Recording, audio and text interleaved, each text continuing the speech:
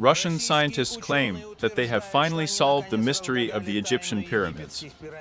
According to the hypothesis, the pyramids are not the tombs of the pharaohs, as French scientists mistakenly assumed, who came to Egypt after Napoleon, but high-tech structures that once upon a time were cosmic energy converters.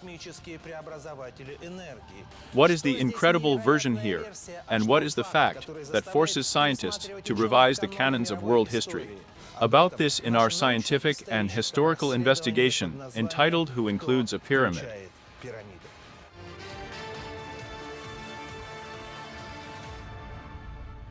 A strange incident in an ancient Egyptian temple in February of the 2016 year sowed alarm among researchers and fans of the era of the pharaohs. The Abu Simbel temple complex is a natural wonder twice a year. It is designed so that on the birthday and coronation day of Pharaoh Ramses II at sunrise, a ray of sunlight illuminates the statues inside the temple. Every time this phenomenon gathers thousands of tourists, eager to capture how the light illuminates the stone faces of the pharaoh and the gods sitting next to each other. But this time the miracle did not happen. For the first time in many thousands of years, the sun did not illuminate the statue of the ancient king. The pharaoh's smile was hidden by fog, which was regarded by all present as an evil omen. Until now, the nature of the cosmos worked as an atomic clock, confirming the accurate calculation of the great builders of pyramids and temples. Nothing could stop the miracle. The temple stood and remains in the same place. What could have changed? Experts are inclined to believe that if the whole temple is built as an indicator of celestial mechanics, maybe something has changed in the mechanism of rotation of our planet. If so, what global changes can it bring?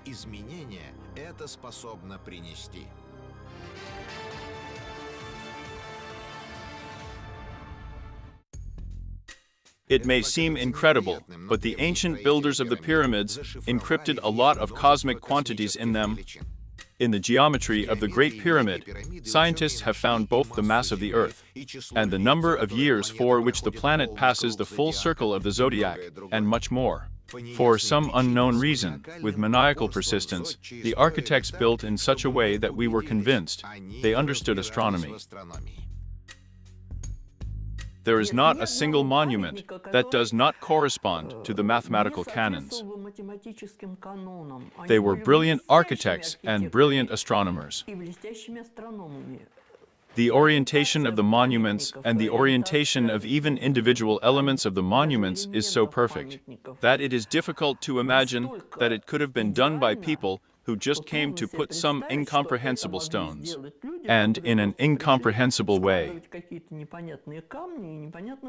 There will be enough work on deciphering digital messages for scientists for many more years.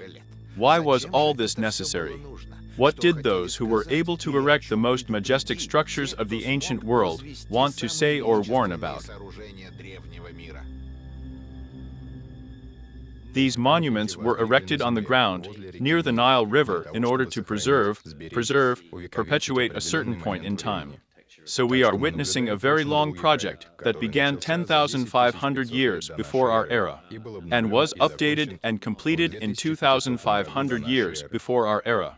Researchers Graham Hancock and Robert Bowell found that the pyramid complex on the Giza Plateau corresponds to the projection of the starry sky, but not the modern one, but the one that the ancient Egyptians saw. With the help of an astronomical computer program, they were able to calculate the period. Experts believe that this is the true date when the pyramids were built.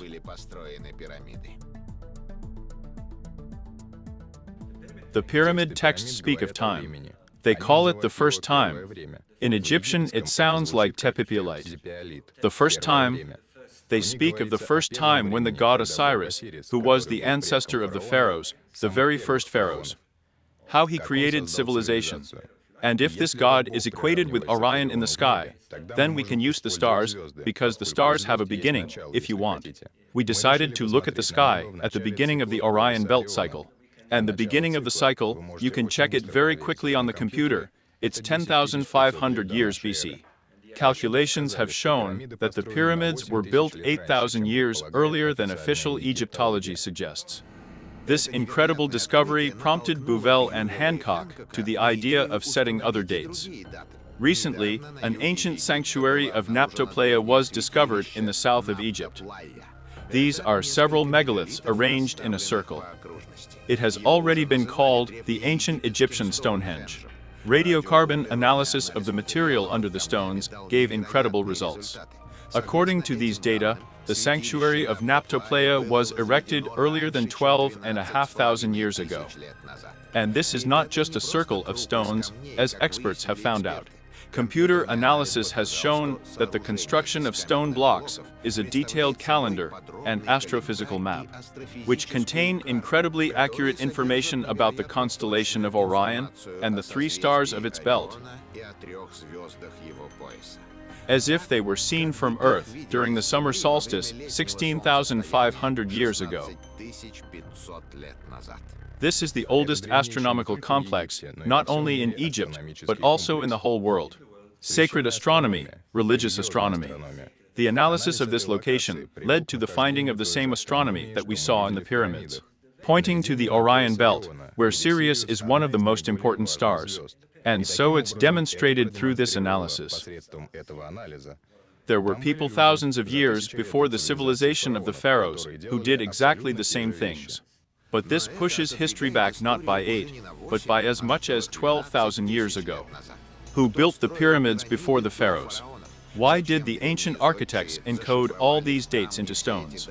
And whether these numbers are only the arrival time of the gods or something more. Perhaps the discovery of candidate of technical sciences Svetlana Pavlova will bring us closer to the solution. Under the Egyptian city of Dendera, there is a large and well-preserved temple of the goddess Hathor. The most important thing is its value. Colored murals on the ceilings, some of which have preserved their splendor to this day. In the main hall with massive columns, a linear zodiac is depicted at a height of 18 meters, and on the upper floor, there is a round calendar, an absolute mystery to science. Svetlana Pavlova has devoted many years to deciphering the Denderian zodiac. She was working with a photocopy of the original. Svetlana Nikolaevna discovered that the most important message was recorded in the calendar with the help of mathematics and geometry. When I was looking, not yet delving into this very Denderian zodiac, I just looked at him and realized that the Egyptians had an incredible level of knowledge, that they could not just draw a figure, that they had to obey certain laws.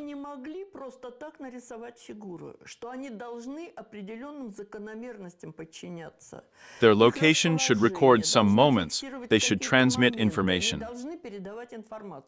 This is not a decorative picture. They just took it for something and drew it for interior decoration. The Denderian zodiac depicts a starry sky, but not today's, but what people saw again 12,500 years ago. And the planets of the solar system, which are one more than we know, have a perfect coincidence of astronomical coordinates in the whole picture. But some figures denoting constellations and planets are not where they should be. It's hardly an accident. And this already suggests that this cannot be the case with that one. There's something to it. This is a freeze frame. That's why it starts decoding. Svetlana Pavlova believes that she has restored the meaning of the chronicle. There is a great catastrophe recorded in the solar system. Between Mars and Jupiter on the Dendera zodiac is depicted unknown planet. Her symbol, Seth, god of war and destruction. So it was destroyed. The Egyptians recorded the death of Phaeton on this zodiac. I think that in the future I'm still going to do it, but until I saw the second crash. The second action of the apocalypse was connected with our planet.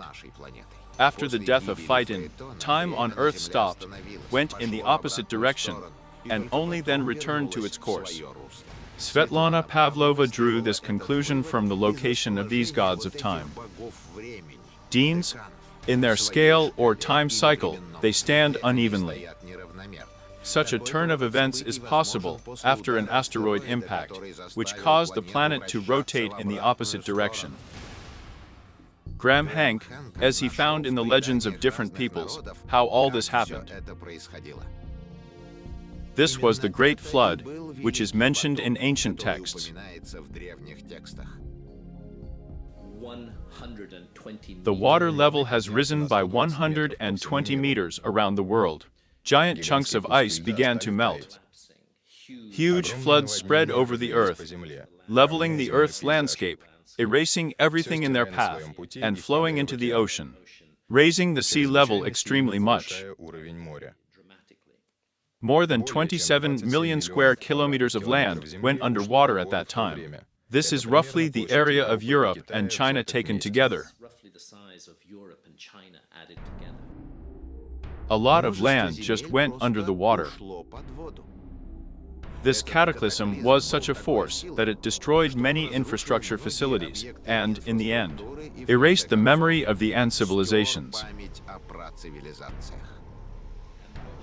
Humanity has turned into individuals with amnesia, but there were survivors in this cataclysm.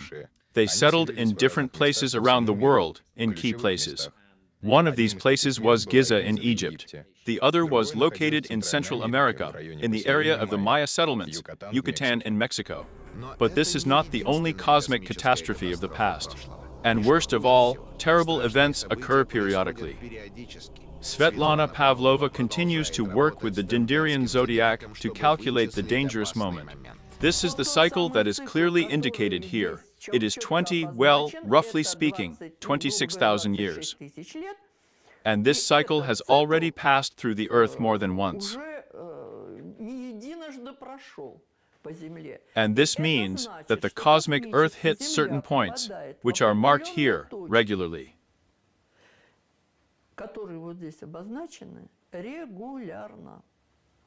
And this regularity is expressed in a very rare arrangement of deans. When will the next apocalypse happen? And what happens during these periods? Researcher Aleksandr Zaraev believes that the ancients left us this message as well. It can be stored in the form of a book or scrolls, papyri, in secret vaults near the Pyramid of Temples. We just need to keep looking. The so-called West-Kar Papyrus is known. The only document dating the Great Pyramids of Giza to the reign of Pharaoh Cheops, 18th century BC. It was found exactly in the cache. Not far from the pyramids, in the temple of the god Thoth, drawings of the pyramids were found in his statue, which was drilled from the inside in the form of a tube. That's exactly Giza's fee. There is information that the high priest Jadi also had friend Cheops, demanding that he give him these plans. However, the West-Kar Papyrus tells not about the construction of the Great Pyramid, but about the reconstruction or rebuilding of an existing structure. It says that no one in the time of Pharaoh Khufu didn't know how to build a pyramid. And the king demanded that the high priest find ancient books, instructions, and drawings. Logically, this does not contradict the new discoveries of scientists and confirms that 4,000 years ago, in ancient Egypt, they searched for the already lost knowledge of the ancients. The merit of the Moscow Art Theater is that he completed and enlarged the ancient pyramid that was on this place. And inside it there is still a small pyramid. The most interesting thing is that in it the space under the pyramid has a lot of chambers, branched such labyrinths.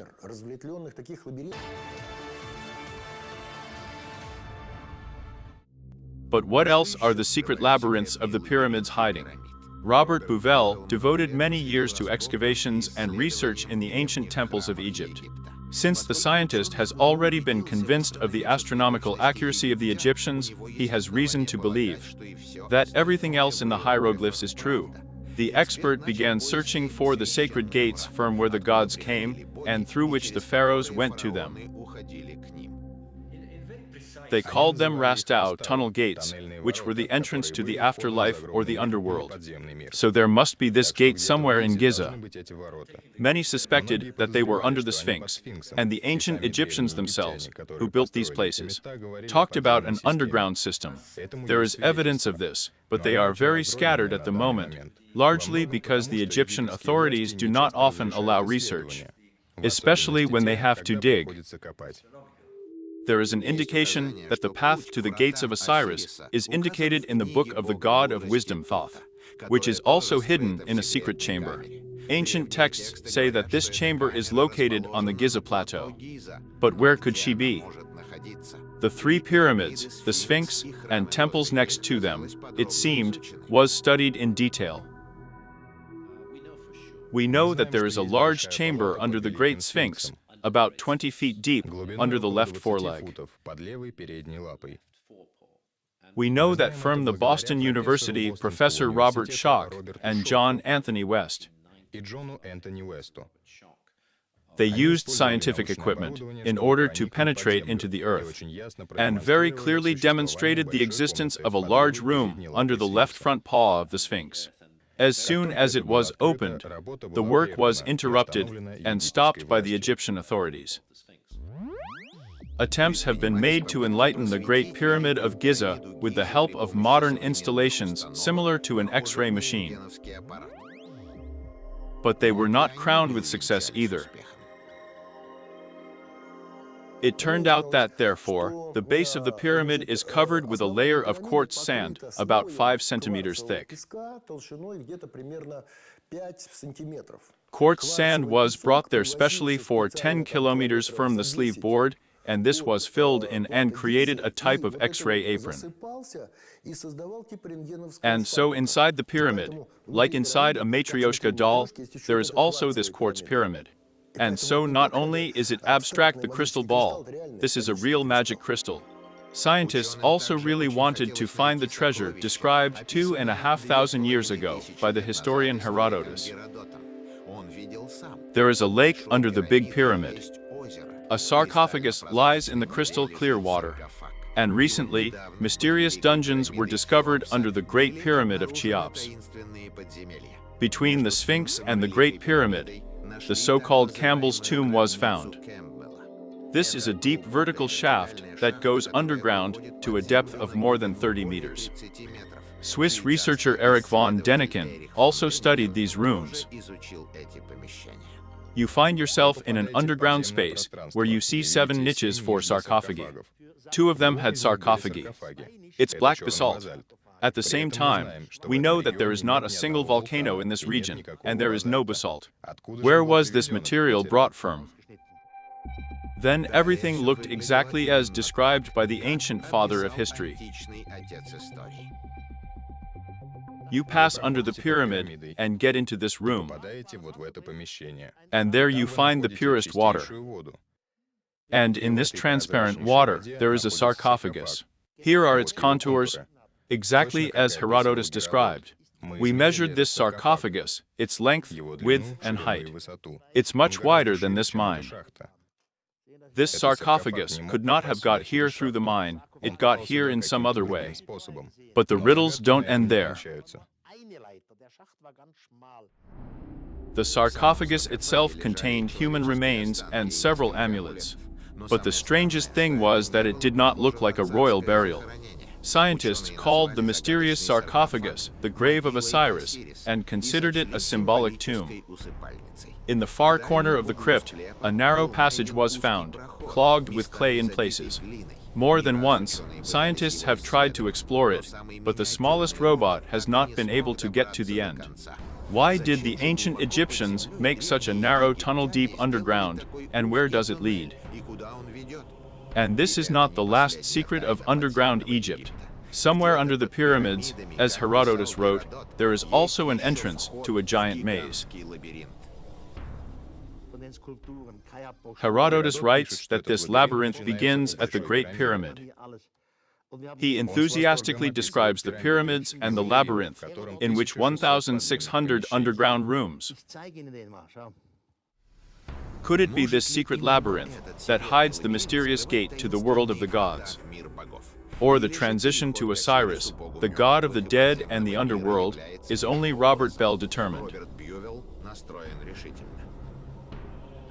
There must be 12 gates through which the deceased pass, overcome many trials, in order to reach their ultimate goal, the afterlife kingdom of their ancestor Osiris. They may be mythological, but I suspect there was something like that. Because the ancient Egyptians were very practical in matters of religion. They were actually building things. And every time we think something is mythological, we find physical evidence. Ancient texts say that the priests performed certain rites of initiation in the pyramids. In order for the pyramid to work and turn into a kind of portal between earthly existence and the subtle worlds, it had to be turned on. And this was done with the help of acoustic waves, in other words, special music and songs. Aleksandr Zaraev himself felt the influence of the pyramid. Once, with a group of researchers, he spent the night in the pyramid of Cheops. The experts knew what to do. They sang sacred songs. The Egyptologist assures that in this way he also managed to survive a mystical experience. He saw his past incarnations. I built temples, I fought there, so to speak, defended independence, I even restored the Great Sphinx. Here. That is, I had a serious, so to speak, needing there, but here I say, I am his. I was able to come into contact with this knowledge only after I conducted a series of mysteries in the pyramids. The expert believes that each person is a carrier of information about their previous incarnations. This data is supposedly compressed and archived, like a file in a computer, and the pyramid can extract this information. In the presence of special conditions, a person inside the pyramid falls into a special state of consciousness. This is the state, it is new, and allows you to perceive this three-dimensional world from the monadic body, well, for example. The fourth dimension, that is, I, for example, was returning when from Cairo to Hurghada. And at the same time, I had such a split of feelings. I knew that the body was here, but if I saw myself firm above, and I saw, so to speak, both Hurghada and Cairo. This is the state of this, so to speak, being in another body, in a more voluminous one. The Egyptian Book of the Dead and other ancient sacred collections tell what happened in the pyramid. A priest or pharaoh lay down in the sarcophagus and passed the mystery of soul tests. Having overcome them, he could become like the heavenly god Osiris. But maybe it's not about the wanderings of the soul. Can this be translated into modern technical language? Nothing has ever been found in the great Egyptian pyramids that speaks of a royal burial or worship. But in the tombs of the pharaohs, in the Valley of the Kings, in Luxor, on the contrary, very interesting technical artifacts were found. A rather strange bowl was found in one of the tombs. It is about 60 centimeters in diameter. That is, it is made completely, as far as I remember, from stone. In my opinion, it is made of helium. Here is a rim, 3 blades, a central hub. That is, a product that in itself is very difficult to make, especially from stone. It is believed that this unusual vessel is an oil lamp, but many historians strongly disagree with this. This object was not lying in the tomb of the pharaoh next to household utensils. It was given a special place. The external object resembles a fan or a car disc. It doesn't look like an oil lamp at all. Archaeologists are familiar with such a lamp. It appeared in ancient times, and since then its shape has not changed. For this reason, experts have put forward a sensational assumption. Perhaps this find is not household utensils, but a part of a complex mechanism. What could it have been originally? But having studied, as far as I could, just the photos of this strange product, I put forward such a hypothesis. Somewhat extravagant, that, most likely, it is a stepper electric motor. Chauve motor, they are usually small. They are engaged in the fact that they control some kind of mechanism, a close-open valve. But they are literally in diameter, maybe 5 or 6 centimeters, no more. There are 60 centimeters here, so it's something big. It turns out that according to the ancient Egyptians, who accompanied the pharaoh on his last journey to the god Osiris, a stepper electric motor was absolutely necessary for him. The temple of Hathor in Dendera is still little studied by archaeologists. Amazing riddles keep crypts, its ancient dungeons. These are 14 secret rooms cut right into the thickness of the base walls. There are amazing murals on the walls here. What kind of objects are in the hands of the gods?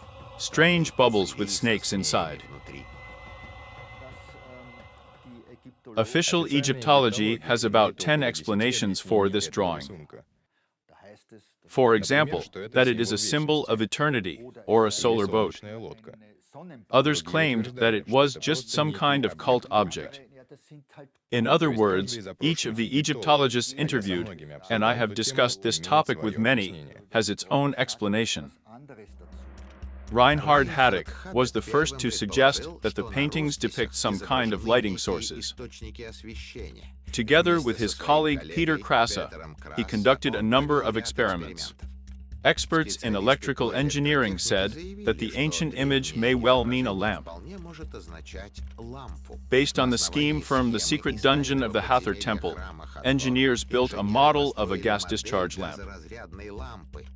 This confirmed the thesis that the priestesses of that time knew how to use electricity.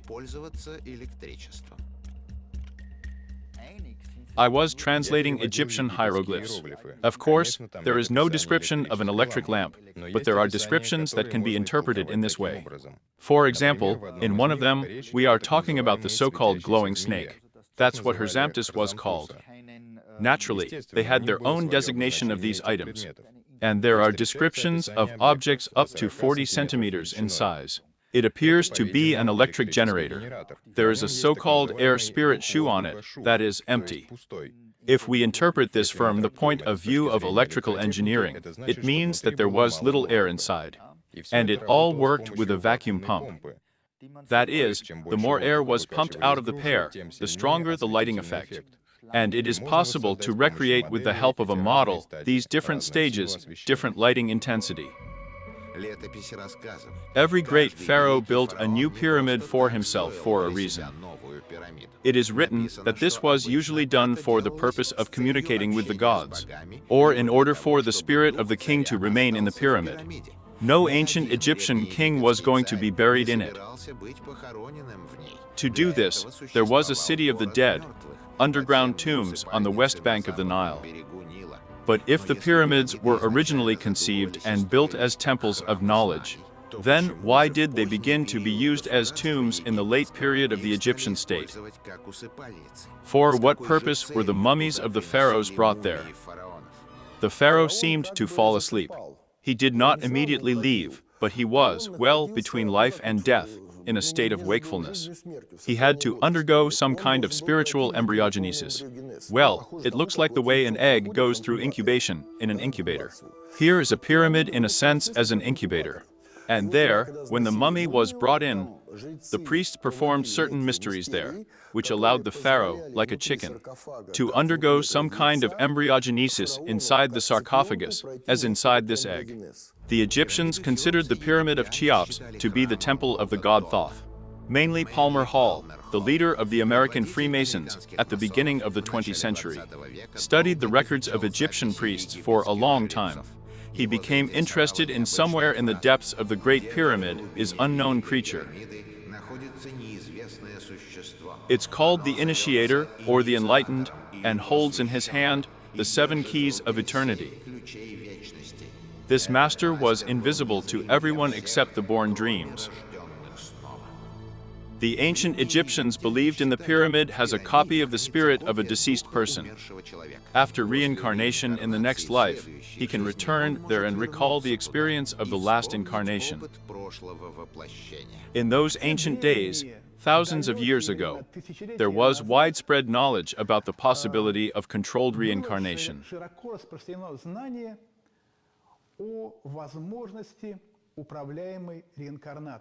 And the meaning of the technology was as follows. The man had to literally die. Then, after a while, consciously and purposefully enter the pre-prepared body. и направленно войти в заранее приготовленное тело. And after this rebirth, a person opens up absolutely unusual, one might say, almost semi-divine possibilities. But the obsession with the world of the dead and the mania for making mummies out of everyone in ancient Egypt may be explained from the standpoint of a completely different technology. Tens and even hundreds of thousands of mummies, animals, and birds are found in the temple complexes of ancient Egypt. They are embalmed according to all the canons, just like the pharaohs, whose subjects sought to ensure eternal life. But why would it be done with ordinary animals? Indeed, many such finds have been found in Egypt. There is a whole underground cemetery just there. Crocodiles, cats were mummified in large quantities. That is, there are even bulls, for example. If the person there is more or less clear, that is, there are treatises. Somewhere everything is painted in detail. There is the famous Book of the Dead. That is, there is all this. Why they do this with animals, let's say, as far as I understand, there are no clear answers found. But as a fact, here they are. Researchers have only one incredible hypothesis so far. If we assume that temples were collected bit by bit and stored ancient knowledge, then perhaps animal bodies were needed for scientific research, as biological samples. These were some experiments of a genetic nature, so to speak, on the transformation, so to speak, of the flora-fauna. Experiments were carried out there by the ancients, creating new species of some kind. In particular, so to speak, maybe they somehow influenced the genetics of humanity as well. But ancient Egypt also gave an even more shocking custom. Up until the Middle Ages, an amazing medicine was sold in Arab bazaars. It cost fabulous money and was believed to cure all diseases. In the handbook of the 18th century medicinal substances in Chinese medicine, it is described as follows. In Arabia, there are men who want to give up their body to save others. Such a person does not eat food, he only drinks honey and bathes in honey. He dies a month later. His assistant puts him in a stone coffin filled with honey. The month and year of death are recorded on the coffin. 100 years later, the coffin is opened, the candied body is used to treat broken and injured limbs. There are even photos, where a coffin with such, a crank. And allegedly after being in this composition for some time, his body exhausted a certain composition that allowed him to heal.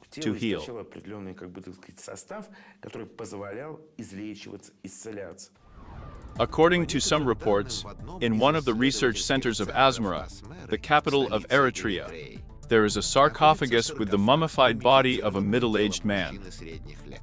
The mummy is stored in a substance that resembles honey in composition. Strangely, this substance is secreted by the body itself. But it's even more incredible that this honey man isn't completely dead. The instruments show little brain activity, as during a deep trance. What is the secret of this wild custom, and how could the ancients have thought of such a thing? Perhaps they were just copying a process that they didn't understand the meaning of. The German physician Andreas Ochlitz proved this with another example. On one of the ancient papyri, he found a device that looks like a laryngoscope. This is a tool that modern doctors use when providing emergency care to free the airways. In ancient Egypt, there was a so-called rite of opening the mouth and eyes. What was it? This meant that, as it were, the priests, using certain, let's say, ritual tools, they gave the deceased the opportunity to live in another world, in the afterlife. These technical objects, which were used by the priests in this rite. They resemble tools from the arsenal of a modern resuscitator. On the Juniper Papyrus, this name is given to a historical document depicting the ritual of opening the mouth of a mummy. One of the instruments resembles a laryngoscope, the other a breathing tube. The modern laryngoscope was invented not so long ago, in the last century. How could the ancient Egyptians have known about it? Perhaps someone showed them the use of such a tool. People saw how certain devices were used, and then they were subsequently reproduced at the ritual level. Do you understand? So, roughly speaking, they saw the device, they saw their, let's say, the process of resuscitation of a person, right? So the technology is gone, the technology is lost. It was fixed in a ritual, in a myth, right? That is, it began to be used in relation to the dead, right? That it's like, here we are resurrecting a person and so on and so forth. But the fact is that I say again, that there is not one tool, but a whole set of tools there. Perhaps here lies the solution to the barbaric custom of keeping a person in honey. The ancient Egyptians deified bees. During the excavations of Heliopolis, the holy city of ancient Egypt, in the temple of the sun god Ra, found the inscription God Ra wept, and his tears, falling to the ground, turned into bees. The gift was given in order to give a person longevity, in order for a person to live longer, to remember about a person's connection with God, and, first of all, so that a person on this earth does not feel alone. Archaeologists during excavations in Egypt often find vessels for storing honey with the symbolism of bees. They were left in tombs and believed that honey should be useful in the realm of the dead. And in order for a person to be accepted by the gods after death, he had to have honey with him.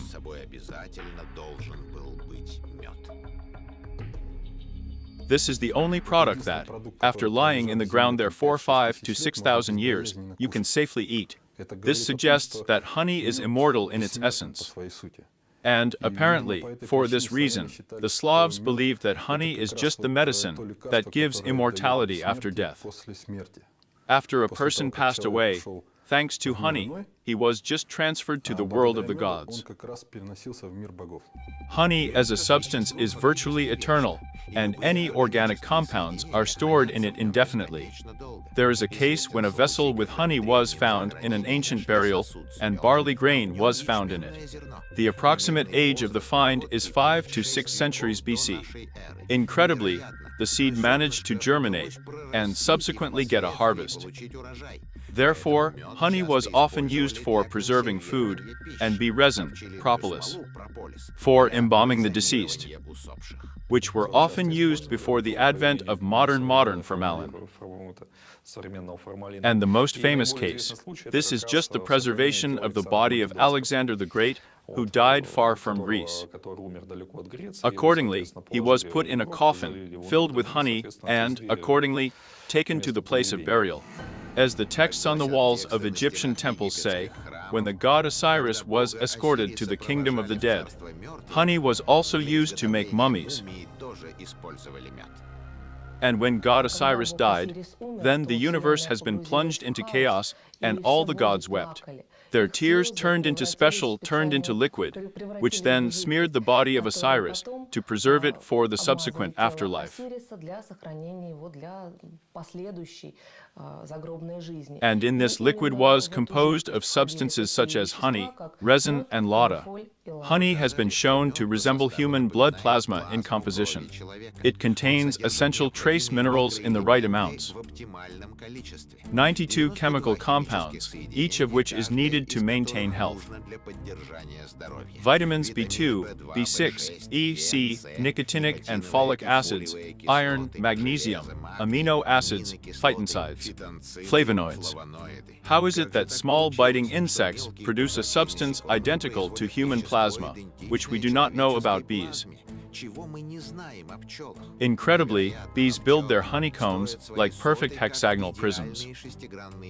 When scientists thought about the significance of this shape, it turned out that it is most rational to cover any area with hexagons. Then its perimeter will be the smallest. Who inspired the bees with the laws of higher mathematics?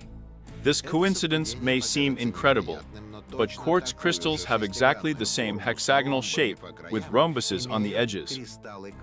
A unique mineral capable of storing a lot of information and generating piezoelectricity. Electromagnetic energy of the Earth. What does this universal geometry mean? And a bee is a creature that lives in an ideal society, which is controlled by a collective mind. Of course, it has such a similarity as there is such a thing as a collective mind, because any bee gives its life without any hesitation, protecting the interests of its family, protecting the interests of the swarm in which it lives. She can rush at the aggressor at any moment. She will give her life at any moment. And this is conditioned by the orders that exist. And they have no murmur. I will do this today. I will do something else today. Few people know, but scientists do not fully know the composition of bee venom. Abotoxin.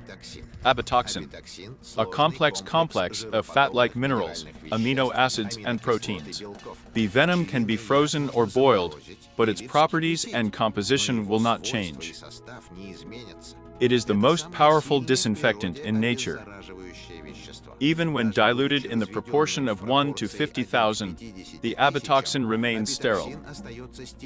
Interestingly, in the human stomach, bee venom dissolves and is digested without a trace. It seems incredible, but some of its chemical compounds have no analogs on this planet. Does this speak in favor of the extraterrestrial origin of bees? But what a shocking truth lies behind all the ancient superstitions in the light of the latest scientific data. There is one fantastic hypothesis that connects these disparate pieces of the mosaic. What if the gods of ancient Egypt used honey serum as a liquid for suspended animation, in which they traveled through thousands of light years? And this artificial plasma of immortality was very similar in composition to their blood and plasma. What if they dipped into such baths and woke up centuries later? And the people did the same with their deceased, imitating the gods, and thought that they will live forever. Is this really how the tradition of making mummies arose? Is it possible that bees are biorobots to create a serum from the ingredients of the environment? And suddenly, the ancient gods are still sleeping somewhere in lakes full of ambrosia, only to rise again after thousands of years, when their morning comes. While this is only a hypothesis, but more and more experts believe that the ancient Egyptians lived on the ruins of an unknown great civilization. They didn't understand anything about her heritage, and therefore rituals and attempts to imitate their gods seem ridiculous and strange to us today. But the most important thing that the inhabitants of the land of the pyramids managed to do was to preserve the heritage of the ancients as much as possible and bring it to us at least bit by bit. And we, in turn, have already seen that even modern knowledge is not always enough to realize the power and tragedy of those who were called the gods of ancient Egypt.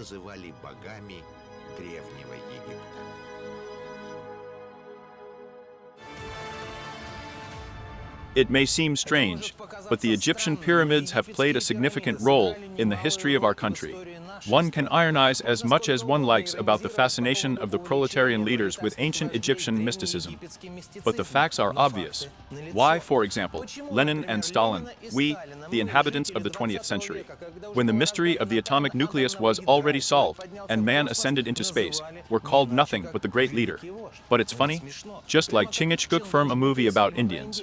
But in the ancient Egyptian game of the great leader, the teacher of nations, and even the great helmsman, we all played seriously for many years.